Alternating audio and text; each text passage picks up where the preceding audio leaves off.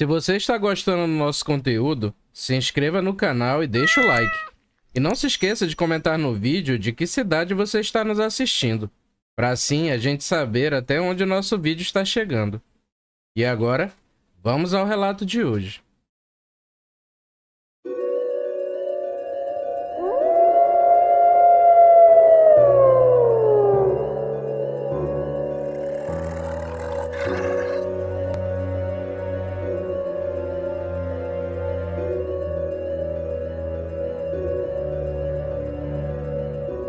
Oi pessoal, meu nome é Gerson e quero contar um relato que passei.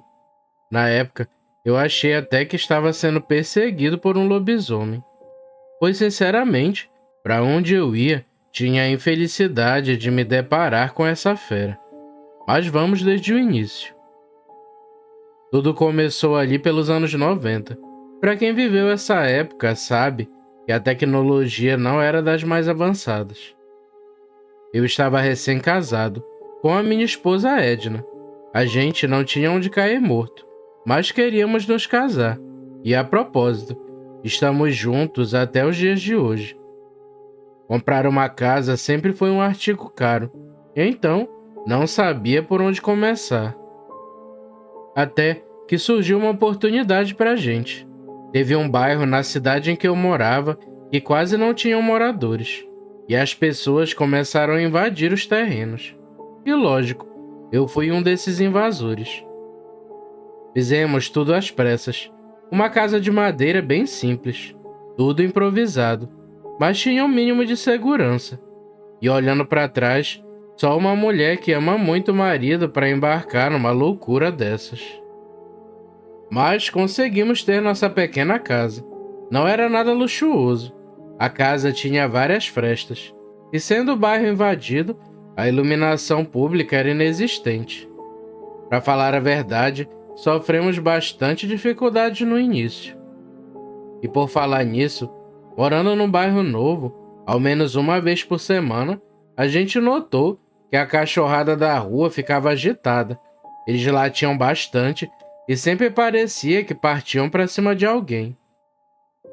Aos poucos, os vizinhos começaram a comentar, e alguns diziam que era um lobisomem, que andava por aquelas bandas. Mas eu ignorava, já que eu via esse tipo de história desde criança, e não botava muita fé. Daí, a Edna me fez um pedido, para pôr um bico de luz na frente da casa. Devido àquele barulho semanal, seria bom ver se alguém passando na rua não era alguém com más intenções. Alguns dias depois, eu consegui atender o pedido dela. Já morávamos ali por cerca de 8 meses, e essa situação dos cães da rua ficarem agitados se repetia toda semana. Até que lá pelo meado do mês de outubro, a Edna, tomada pela curiosidade, disse que ia brechar e ver se era mesmo um tal lobisomem que passava ali na rua. Alguns vizinhos já tinham relatado que haviam visto o bicho, e outros até que tinham corrido da fera, ou brechado pela janela de suas casas. Eu achava tudo isso uma grande besteira, mas até eu me deixei contagiar pela curiosidade. Bem, fomos dormir, e de madrugada começou a barulheira da cachorrada. A Edna me chamou e disse que ia lá brechar, já que os cachorros iam passar latindo bem na frente de casa, e certeza que nós veríamos o que era. Já era por volta de 2 da manhã, e os cachorros latiam sem parar, e pareciam avançar em alguém, e de fato, não era uma pessoa. Quando olhamos, vimos uma coisa. Vinha andando em 4 patas, algo entre um urso e um cachorro. É difícil de explicar. O ser era bem peludo, com a cabeça abaixada, e suas pernas pareciam estar ao contrário. Ele batia nos cachorros, mas também era mordido de volta, e aquela peleja continuava. Tanto eu quanto a Edna ficamos tentando entender o que estávamos vendo, e o bicho parou bem na frente da nossa casa.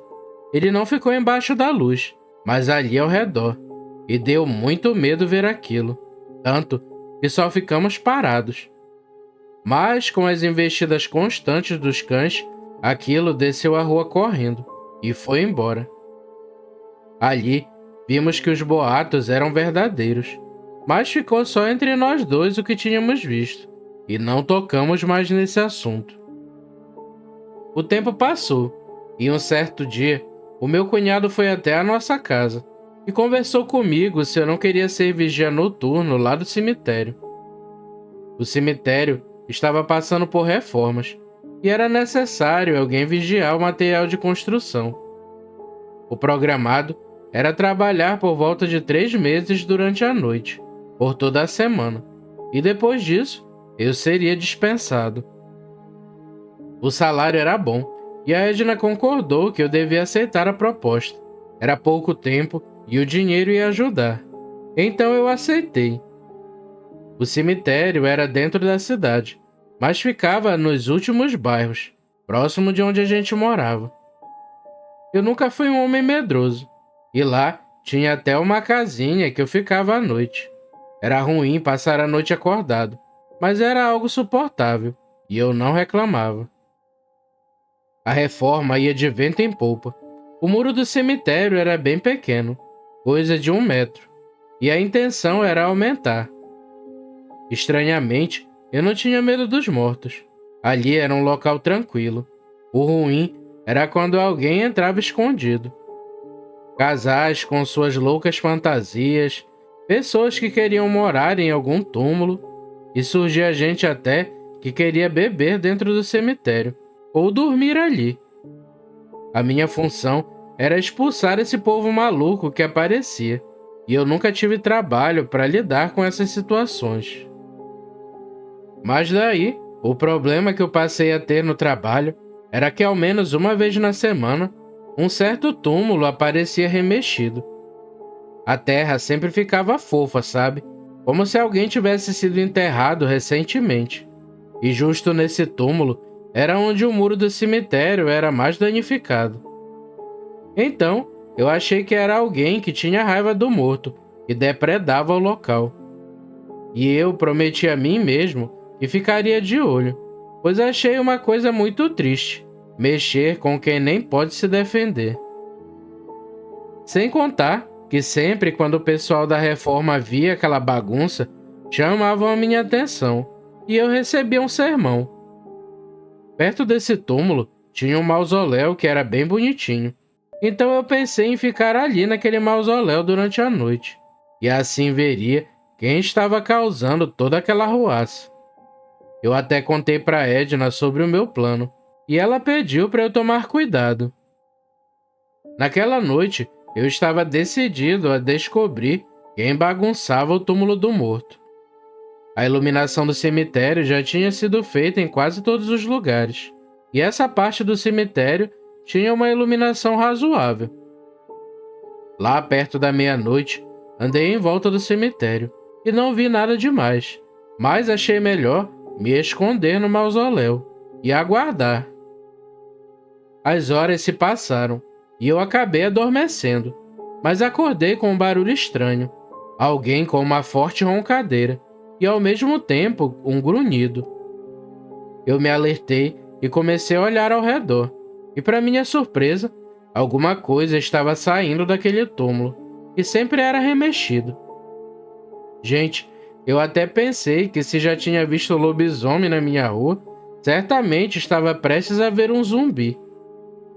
Mas algo saiu de dentro da terra, e para minha surpresa, não era um zumbi, ainda bem. Ou ainda mal, pois era algo muito pior. Era um bicho muito grande e feio, e adivinhem só, era idêntico ao lobisomem que vi andando na rua de casa. Gente, pense no cheiro de podre que bateu. Por pouco eu não coloquei o meu jantar para fora. E com um barulho de querer vomitar, o bicho olhou certo na direção do mausoléu em que eu estava escondido, mas felizmente não foi até lá. Como o muro era pequeno, o bicho só pulou por cima e saiu gritando e correndo no meio da noite, até que eu não escutei mais nada. Depois disso, saí de onde estava escondido e voltei para a casinha. Eu fiquei inquieto e notei que por volta das 5 da manhã, o lobisomem veio de novo correndo e gritando na direção do cemitério, mas depois de um tempo, tudo ficou em silêncio. No fim do turno, eu fui para casa e contei tudo o que vi a Edna. Ela, por sua vez, ficou muito assustada e queria que eu saísse logo do emprego. Mas eu não queria marcar furo com meu cunhado, então continuei trabalhando até o tempo prometido. E depois disso, eu não me atrevia mais a sair para ficar andando em volta do cemitério à noite. Eu tinha medo de dar de cara com um lobisomem. E olhando com atenção, vi que no túmulo do lobisomem só tinha o primeiro nome do dito cujo, que era Givaldo. Eu fiquei até com uma certa pena, pensando na sina que esse pobre carregava. Já pensou não poder descansar nem depois de morto? Que coisa triste. A partir dali, ao menos uma vez ao mês, eu e minha esposa colocávamos seu primeiro nome como intenção na missa e acendíamos uma vela em seu túmulo. Talvez assim um dia, aquela pobre criatura enfim encontrasse paz. O lobisomem continuou a assombrar aquela região por muitos anos e passava sempre na rua de casa. Mas daí, estranhamente, tudo parou e não escutamos mais nada durante a noite. O que aconteceu, sinceramente não sei dizer, mas tive muita pena da sina daquele desconhecido, de ter que vagar durante a noite, mesmo após a morte, sem rumo e sem propósito, sem nunca poder descansar. Gente, isso é algo triste, e essa maldição não é brincadeira não. Bom, esse foi o meu relato. Espero que tenham gostado e desejo a todos que me ouviram uma ótima noite.